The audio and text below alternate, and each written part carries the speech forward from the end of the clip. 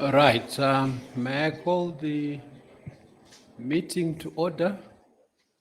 Thank you so much and good afternoon. Good afternoon. Thank you so much. I was beginning to think I was alone in this room. Welcome to this satellite on HIV prevention cascades. And as the theme says, we're trying to build towards a regional strategy to drive primary HIV prevention. We know that we have committed ourselves to ending AIDS by 2030. We are kept on being reminded about the 95, 95, 95s. We seem to be doing very well, or most countries are doing well.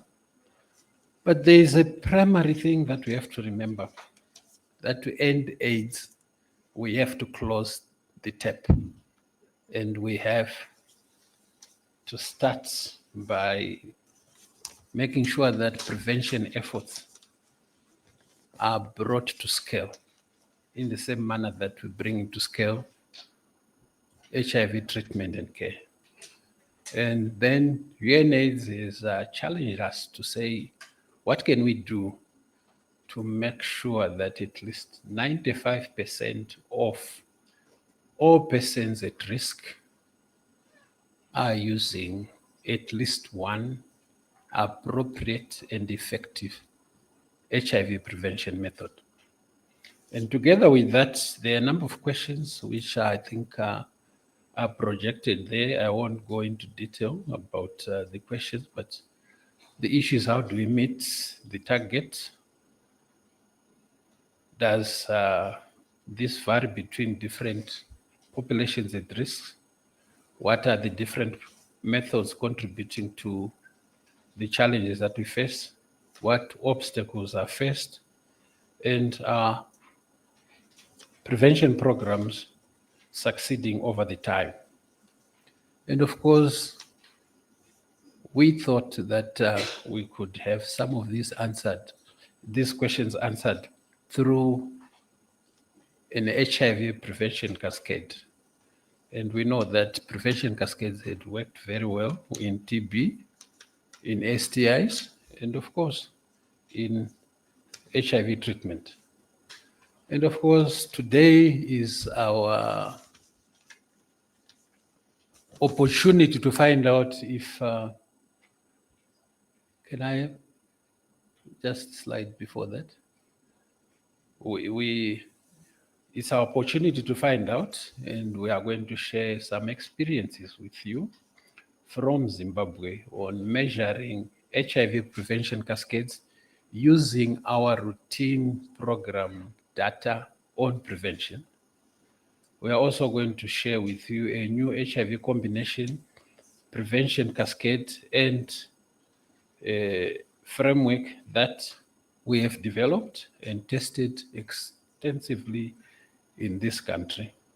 And last but not least, we also want to introduce you to a new initiative in which we want regionally to work together to be able to report, compare, and have data on national HIV prevention cascades in our region so that we can also meet this target, this silent target that doesn't appear everywhere on most of the literature or writings, or 95% of persons accessing a prevention method. So together I have a panel of colleagues from the Ministry of Health and Childcare in Zimbabwe, from UNAIDS, and from the South Learning Experience. And I think I will just run through their names. I have Isaac Taramus from UNAIDS. Isaac, if you can just show people by raising your hand. I have Dr. Brian Moyo from Ministry of Health, Zimbabwe. I have Professor Simon Gregson from BRTI. And I have Amon Mpof from the National Health Council of Zimbabwe, Mr. Ngwarai Stole from Ministry of Health, Zimbabwe, and Dr. Musa Mangara from USID, Zimbabwe, and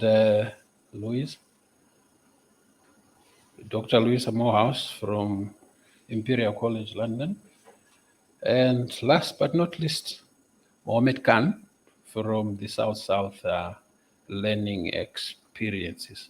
So without further ado, let me start by asking Isaac to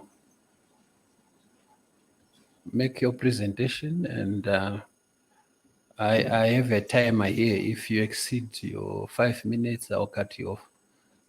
Thank you. Okay, thank you, Dr. Mugurungi. Thank you, everyone, for attending this session, Satellite Symposium, where we are going to discuss using program data and survey data on HIV prevention cascades.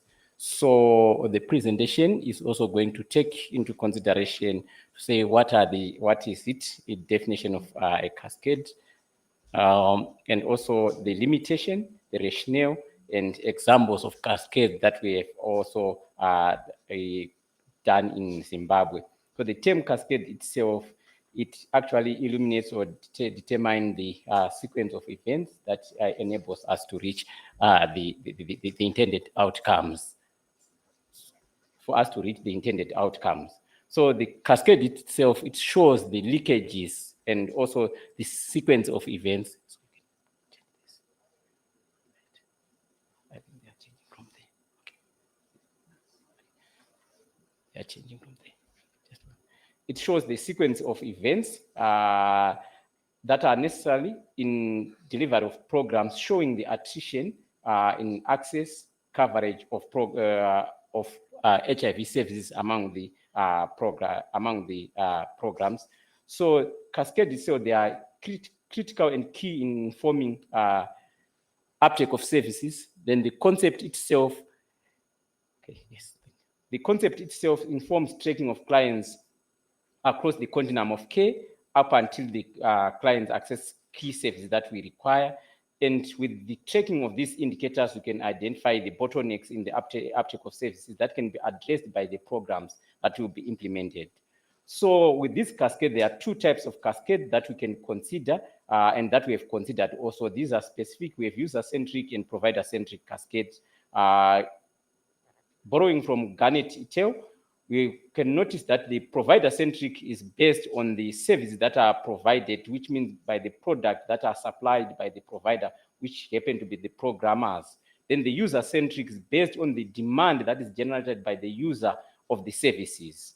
Thereby, from there, the user-centric cascade is based on the motivation by the users of the services and uptake of services, whereby the provider-centric is based on the availability of the services that are supposed to be provided. Then the rationale of HIV prevention cascades, we'll find out that when it comes to programming, the programmers, they prefer provider-centric HIV prevention cascades. Why? Because you can design your programs to against the plans, the implementation stages of your program, where you can monitor at each and every stage of the implementation of the program, the attrition or the sequence of stages in service provision of HIV prevention programs. Also can be designed to measure using existing data like program data. Find out that these are program-based HIV prevention cascades where you can measure using program-based data. That's why the provider-centric is key when it comes to the HIV delivery and HIV programming of HIV and AIDS service in analysis. So with that, we have a model of HIV prevention cascades from UNAIDS guidelines where we have the estimate of the population who are in need of services or who are at high risk. In terms of this, if you consider condom programming, those who are at risk and who need condoms for prevention of HIV and AIDS service. Then the second pillar is on coverage of those services, like those who have reached with the with condoms for HIV prevention. Then the third pillar concerns the uptake of those services, which happen to be the percentage of those who are uptaking condoms, whether with their risk category. Then the last pillar, which happen to be the fourth pillar, those who are consistently using the condoms. So with this cascade of these events, you find out that at each and every stage, there is attrition. So that attrition can be clearly drawn and determined by the way where you also be in a position to analyze their key indicators by the source, by the indicator framework to say what is the source of that data and the indicators that are also where we are having that data. Some of the data is program data, some of the data is survey data, especially when it comes to use and uptake of services. Mainly it's program data, and when it comes to the uptake of services and also the population, the first bar where we estimate the population, it is population-based data. Okay. Sorry. Okay, I think it's a difficult, there's in coordination. Okay. So this we have analytic approach in the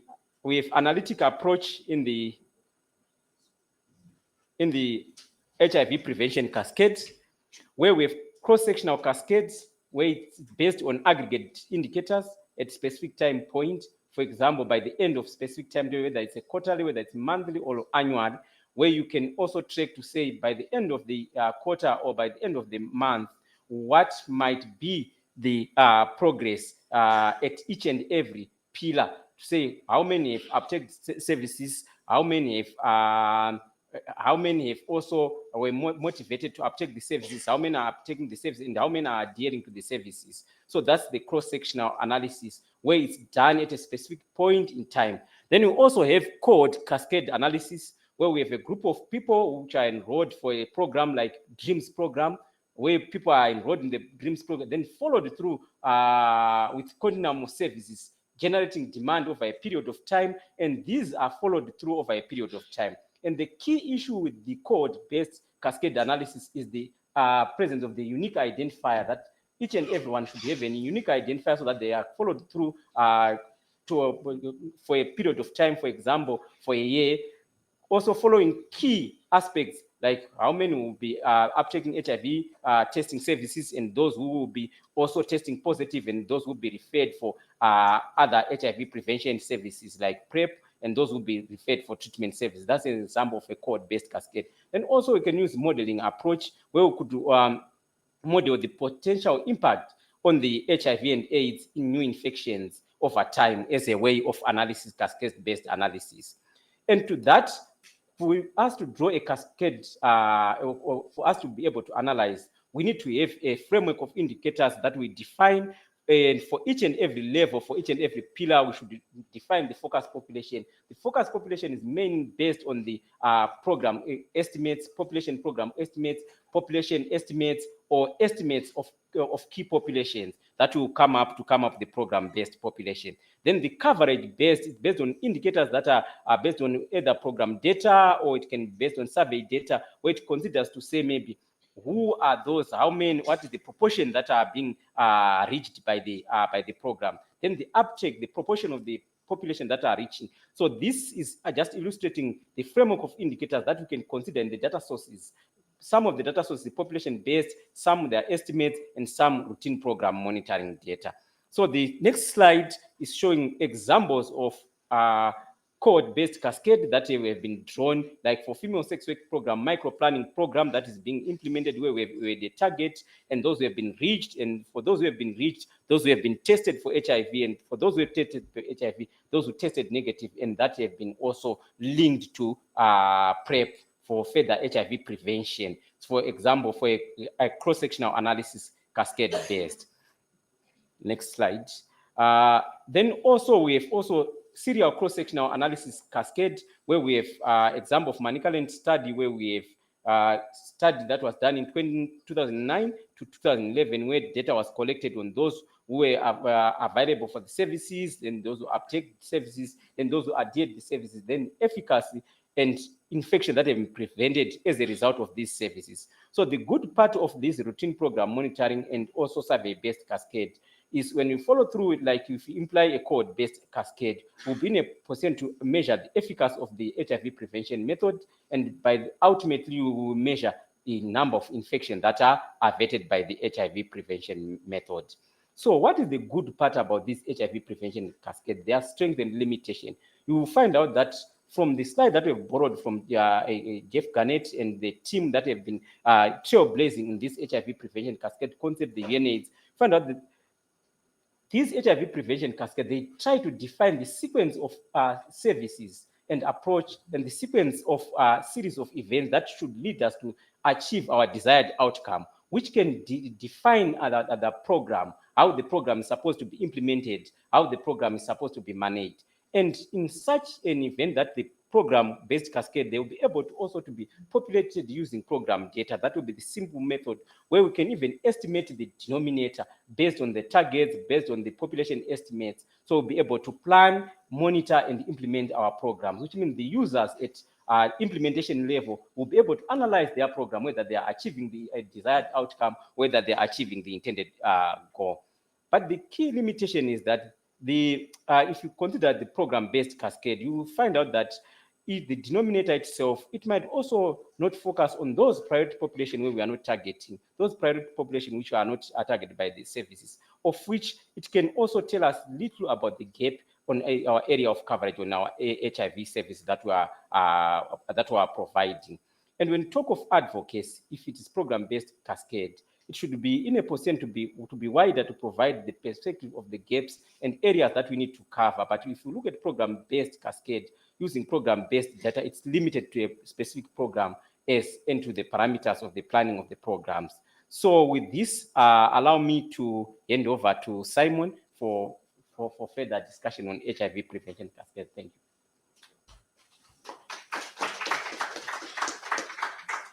So you hand over to Dr. Brian for continuation of the high-level monitoring and advocacy. Thank you so much, Dr. Mgurungi. Thank you, Isaac, and good afternoon, everyone. Next slide. I'm just going to walk us through rationale for the generic HIV combination prevention cascade, the development process of the Harare cascade, illustrative applications, modeling infections are vetted, and the next steps. We hope from this presentation or discussion will be able to move forward with this kind of combination prevention cascade. Next slide. Next slide. So what is the rationale for this Harare HIV combination prevention cascade? So treatment as prevention has helped bring down new infections, but less quickly than we hoped. New infections need to be reduced and kept low to limit the numbers of people requiring lifelong antiretroviral therapy and to keep ART programs sustainable. There's been a revived emphasis on strengthening primary prevention programs. You heard of the target that Dr. Mgurungi mentioned by the UN AIDS of 95%. The treatment cascade has been very helpful in the scaling up of ART. And to replicate this success for primary prevention, we need a single unified HIV combination prevention cascade. And to construct this cascade and to provide comparable information across the various methods, a generic cascade formulation is required. If the cascade is embedded in an explanatory framework, it can be used to identify interventions to close gaps found in the cascade. Next slide. So I'm going to compare the UNAIDS or program or method-specific cascades that we are all used to and the Harare combination prevention cascade that we are talking about today. So the strengths of the UNAIDS or program or method-specific cascades that they can be tailored to program approach, can be measured using routine program data. However, there are limitations. They generally exclude people who are not reached by the program. So whoever is not getting access is excluded in any case. They are not generic, so you can't combine them to create a combination cascade, and advocacy value is limited to that specific program. Next slide.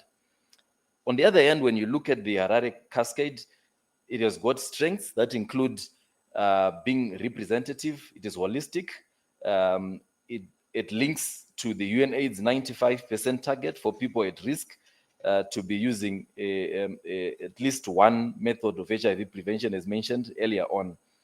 It is generic, so it can create a single combination cascade for high-level monitoring, including against international targets. It can be disaggregated so that you can identify gaps in method-specific programs. It is embedded in an explanatory framework, as you will see a bit later on. So you can conduct research to identify reasons for gaps and evaluate interventions most likely to be effective. That is to close gaps and reduce new infections. So suitable for evidence-based advocacy for resources to focus on major gaps. The limitations include that it requires population survey data. You can't have this from program data. You have to do a population-based survey, whether this is your FEAR or your demographic health surveys, etc. It is also limited. It also has got a limited flexibility to different method-specific program designs. Next slide. Next slide.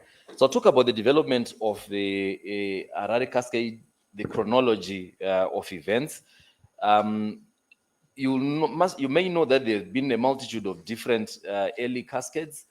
There was a Bill and Melinda Gates Foundation supported meetings that have been that happened earlier on that led to some write-ups in the Lancet HIV supplement of 2016. There was also the Manicaland initiative to develop a generic cascade and explanatory framework. Then also in 2017, there was a Harare stakeholder consultation and technical workshop. Next slide. Next slide. Yes, next slide. Let's keep this and we'll be back at this one. Next slide. All right. That's okay. So what you are seeing here is the Harare Cascade, and the first bar is represents the priority population or focus population that would benefit from a prevention method. And the second bar that you see shows the proportion of this priority population who would want to use the prevention method.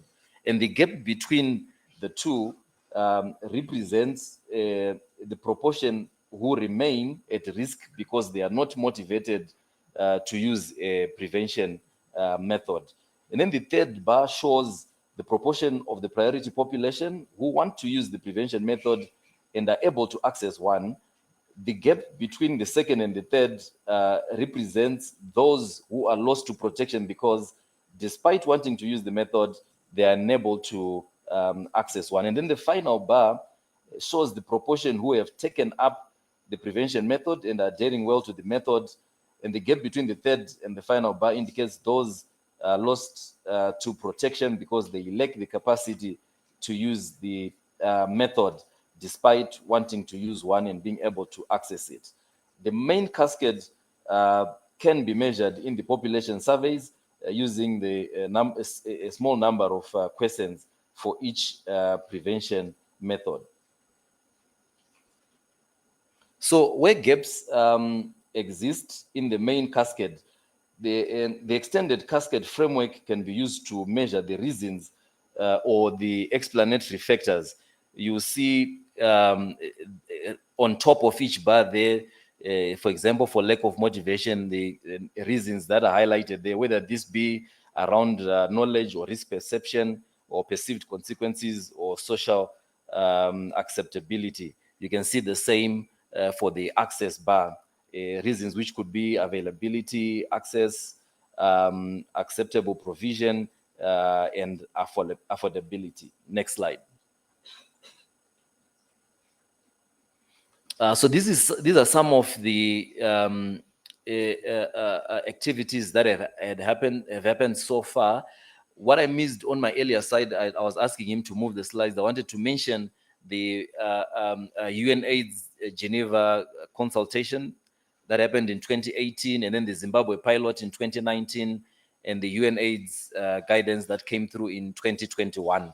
There's also the Manicaland pilot study on the Harare Cascade that has been happening since 2018.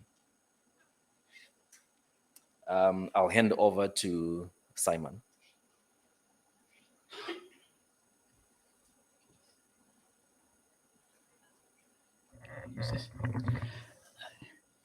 Okay, thank you very much, Brian. So I'm going to show you a few slides where show some of the work we've been doing in Manicaland in East Zimbabwe to kind of test the utility or the feasibility and utility of this Harare combination cascade. So we've been using data from a mixture, from study sites that represent a mix of urban and rural sites. We used data from 3 rounds of a general population census, an open cohort survey that was conducted between 2018 and beginning of this year. And just as background, HIV prevalence in 2018-2019 in these sites was 11.77%. Next slide, please. So in this next slide, the figure on the left shows some trends in HIV incidence in young women from an earlier cohort study that ran between 1998 and 2013. And in that cohort study, we were able to establish what the sexual risk behaviors were that were associated with the risk of HIV acquisition within our study areas. And then on the right-hand side of this slide, we identified the people in the 2018-2019 survey who were engaging in those risk behaviors. And in that way, we're able to identify a priority population for HIV prevention amongst these young women, which represented 18.5% of the young women at the time of that survey. Next slide, please. So in this slide, we show the combination prevention cascade for those adolescent girls and young women at risk. You can see that there are large gaps in all steps in the combination prevention cascade. You can also see, if you look closely at the colors, that male condoms were the principal method being used in 2018-2019, and that PrEP use was very, very low at that time. That's because it was very new in most of our study areas at that point in time. It's picked up a little bit since then. Finally, on this one, motivation and access were relatively high for female condoms, but at the end of the day, use of female condoms were very low, and it's only really male condoms that were being used by the population at that time. Next slide, please. Okay, so this slide shows the same combination prevention cascade on the left, but on the right, we've kind of pulled out what the condom prevention cascade looks like. Next slide, please. So in this one, that's the same condom prevention cascade, but shown bigger, so that we can see the explanatory factors that are contributing to the gaps in the different between the main bars in the prevention cascade for male condoms at this time. So, for example, like Brian was saying, if you look closely at the sub bars for lack of motivation, most of the young women who lack motivation either lacked motivation because they didn't feel that they were at risk of getting infected, even though they were engaging in risky behaviors, or because they felt that condoms were not socially acceptable for somebody like them. Then you can see kind of similar things contributing to the other gaps. So for the drop between motivation and access, the main factor contributing there, or most commonly reported, was lack of acceptable provision for young women as they perceived it themselves, and the smaller gap between access and effective use. A number of different factors were contributing to that, lack of partner support, lack of social skills, lack of self-efficacy, and lack of practical skills. Next slide, please. One can go a step further and further disaggregate the cascade. So maybe by socio-demographic characteristic, for example. So here we compare unmarried young women at risk with married young women at risk, and you can see that the cascades look very different, which suggests that different kinds of interventions might be needed for these two subsets of the adolescent girls and young women at risk. Cascades show much larger gaps in motivation and capacity to use condoms effectively for married young women, but the gap in condom access was actually slightly larger for unmarried young women. Lack of acceptable condom provision was the main access barrier for unmarried women, whereas lack of risk perception, partner support, and social skills were the major barriers for married women. Next slide, please. Okay, in this next slide, we show an example of a serial cross-sectional analysis. This is for men aged 15 to 54 who self-reported one or more sexual risk behaviors. So we compared the cascades using data from a survey conducted during COVID to a cascade constructed using data just before COVID. If you're able to see clearly enough, there's actually a bigger gap between motivation and access during COVID compared to before COVID, which translates into somewhat lower overall level of condom use amongst these men at risk during COVID. And I suppose it's kind of to be expected that there would have been greater challenges in being able to access condoms during COVID, especially as we found in qualitative work that a lot of men relied on being able to get hold of condoms at bars and beer halls, which were closed during that period. Next slide, please. So this one shows a cohort analysis, again, going back to adolescent girls and young women, where we looked at, where we compared the cascades for the intervention arm and the control arm in study areas where a behavioral economics intervention was being implemented to try and increase PrEP amongst these young women. You can see that whereas at baseline, as I've already mentioned, PrEP was only just starting to be introduced in these areas. In both the intervention arm and the control arm, there were quite big increases in motivation to use PrEP, but the increase was greater in the intervention arm, where we addressed some of the barriers to lack of risk perception and lack of knowledge. In the next slide, please. Okay, in these next 2 or 3 slides, I just wanted to say that it's possible, Mike Pickles in the paper that's cited there has shown it's possible to incorporate the combination prevention cascade into a mathematical model. So one can begin to see what kind of impact on HIV incidence there could be if you manage to address the barriers or reduce the gaps in the combination prevention cascade. These slides focus particularly on the PrEP cascade, and this is looking at women aged 25 to 54, and these are the data in graph A there. That's the data on the cascade as it was in 2018, 2019. Next slide, please. If we just address the barriers to motivation, you can see that from figure B and figure E, it only results, according to the model, in a fairly small increase in uptake of PrEP amongst these women and very small numbers of infections averted.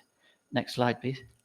If we also address the gaps in access, we begin to see a more substantial level of use in PrEP and larger numbers of women being protected from getting infected, so more infections averted.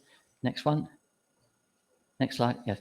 And then if we also address the barriers to effective use, we get more women on PrEP, and we start to see even greater numbers of infections averted. So in conclusion, in this priority population, we would need to reduce the barriers in all cascade domains to be able to increase use and impact. Next one. Thank you, Prof. It's just one last. This last one is just to highlight another a publication that was put out in 2019, which actually takes you through the stages of measuring the cascade, interpreting the cascade, and working out from that what kind of interventions you would need. Thank you. Thank you, Prof.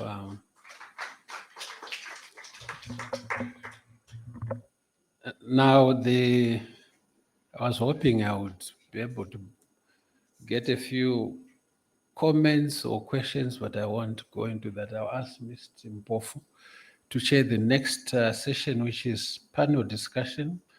And Mpofu, I realize you have 10 minutes for your panel discussion. Thanks to Prof. Thank you so much, Dr. Kurungi, for that session. Yeah, our panelists here is Dr. Mutsamangara, Mr. N. Stole, Dr. L. Morehouse, and then Mr. M. Khan. So we'll start with Mr. Claver, just to hear the perspectives from the users. Mr. Claver. Thank you very much, Mr. Mpofu. I think when looking at the cascades that have just been shared and looking at the Harare perspective, the Harare cascade that has been shared, one of the critical things is that we are aware that it's also providing a gap for what's not routinely collected within the community. Which is not captured within the data within the system. Other cascades were largely basing on those that have come to the system, but does not account for those that are requiring a service, but that are in the community. And I see this is a very big strength for programming, because it then helps us to anticipate and put into, for planning purposes, into our plans, those that are in the community that have not been reached. And then we drop a step further down by those that access the service, and then go further down as we go into the cascade. And I see this bringing a balance between the routine cascades that we have and the Harare cascade. Thank you. Thank you, Sino. Let's have Stole. All right, thank you very much, Mr. Mpofu. But however, if you look at these cascades that were actually being shared by these different presenters, you can appreciate that in our routine, just like what Mr. Sino has actually said, that we normally collect data on routine basis as a snapshot in terms of to say there are those generic cascades that we say how many people were eligible to be tested for HIV, how many people are eligible for PrEP, and out of those people, how many of them have actually been initiated on PrEP, etc. But however, these numbers are just giving us a snapshot in terms of, how many people, but we cannot really tell in terms of other dimension to say, if there is a gap between the first bar and the second bar, what is the story behind this? Otherwise, we might end up saying, yes, we've got high coverage in terms of PrEP, condom use, whatever the prevention methods that we are talking about. But for us to be able now to say, even if we've got 90% coverage for a particular prevention method, but the 10%, what is the driving force for these people not accessing, the prevention method? It becomes a bit tricky. So if you look at these, cohort-based, analysis in terms of the cascades, they give us a deeper understanding rather than the numbers that gives us just a snapshot, just like cutting an orange into two halves, and one part is just, a dot, and you assume that the whole orange is bad, but you can just cut that piece and enjoy the rest. So, however, if you look at now these numbers in terms of prevention cascade in cohort analysis that we were talking about, we are now deep diving now in terms of to see that now as we are offering, we know most of the countries offer support and supervision to our facilities, but when we go there, we concentrate on the numbers to say, this number is not correct. But however, if we have that additional element to say how many people did not access and understanding the reasons is happening to this cohort, we will better be able now to do our programming. So they are very important in terms of how we move as we do our analysis. Thank you very much, Mr. Boff. Thank you. Dr. Morehouse, your perspective. Thank you very much. I think one thing that I think will come up time and time again is the issue of the kind of data that's needed to populate these cascades. Simon demonstrated the simple and the extended cascade, and I think that even just to measure the first step of those sort of three main bars of the cascade would not necessarily require that much extra data to be collected. Obviously, once you get into the extended version with the sub-bars and more nuanced populations, then that does require a lot more data. But I think what we've seen here is that there is a lot of insight initially that can be gained if we can just add questions to monitoring and evaluation at national and or provincial level across countries that could, and then we can start to see these different levels of motivation, access, use, the gaps, and then use that as justification to start further research and interventions to try and change those gaps. Thank you so much, Khan. Your perspective, please. Sure, thank you. I think I wanted to just touch on how valuable these cascades are, and also the application of the learnings that can be applied at a regional level. So with the South to South Learning Network, we focus on HIV prevention programs that are strengthened through good learning. And this is a really good example of an application of a really good initiative that can be shared across countries. So we work on facilitated spaces amongst 15 countries, and we would like to have Zimbabwe showcase this information to other countries within our network. And that means that there would be facilitated spaces with clear agendas, clear articulation of how these cascades can be done, and the incorporation of relevant peers into the building of these cascades. And we can do this virtually or in person, but primarily those good lessons and learning should be conceptualized and applied. And this can be shared through either a broad sense of webinars, or it can be more focused where peers in different countries get together and they learn about the prevention cascades and the approach in a very practical sense. It can also be focused so we can think about how mentoring sessions could be adapted, capacity building, skills development on these applications and the practical learnings, and use that to synergize a regional approach towards building HIV prevention cascades that actually speak to the countries themselves and hopefully strengthen throughout.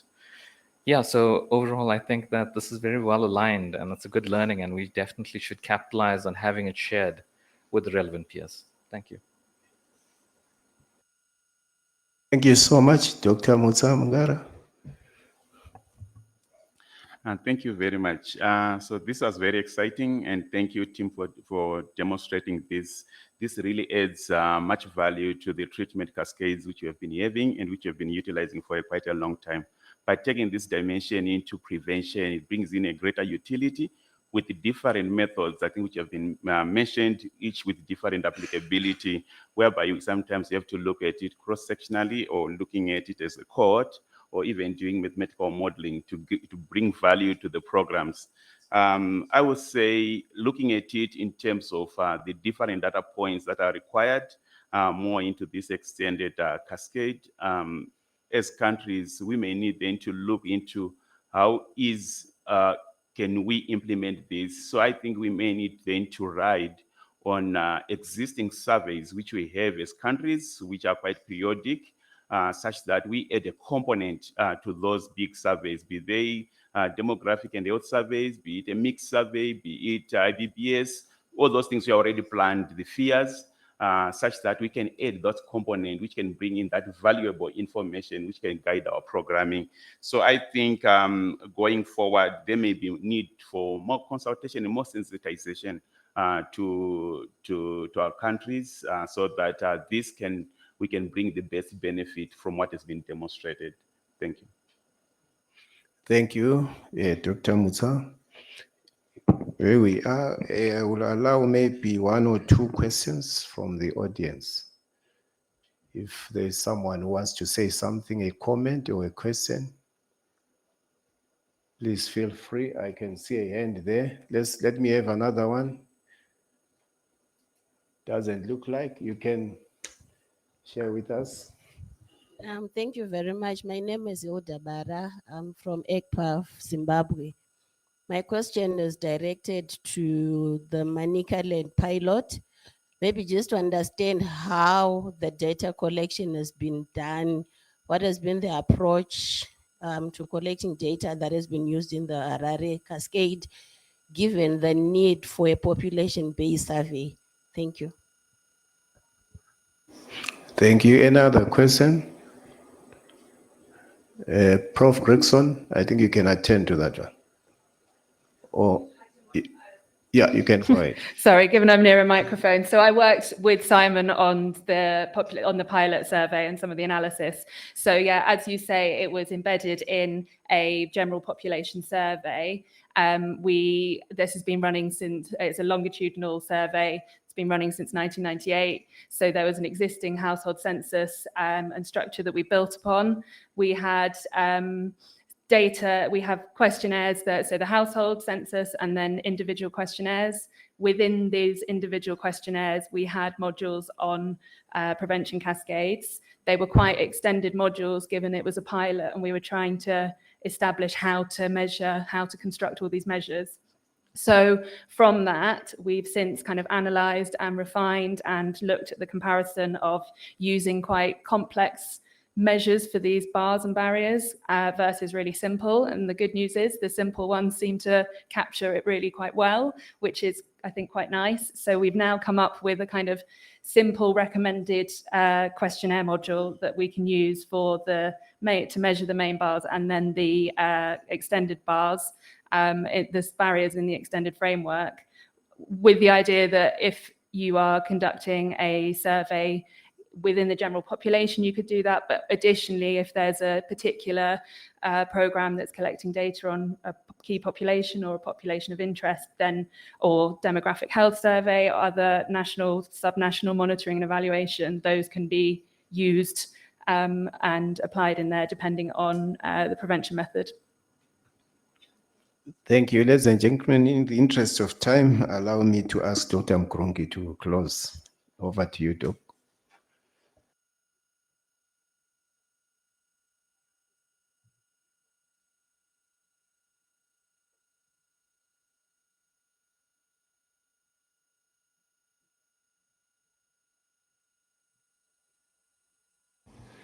So thank you very much for coming to this session. I hope we were able to share with you the utility of looking at prevention cascades, specifically in the era in which the whole world is aiming to end AIDS by 2030. And as I said, prevention is the first step towards ending AIDS on the continent and worldwide.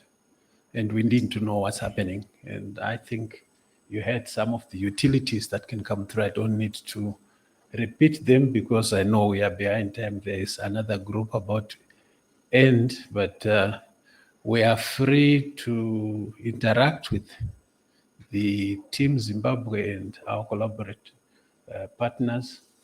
And also, I think it's good that this is something that we can look at and probably be able to implement in our South-to-South learning. Thank you so much, and continue to enjoy ICASA. Thank you.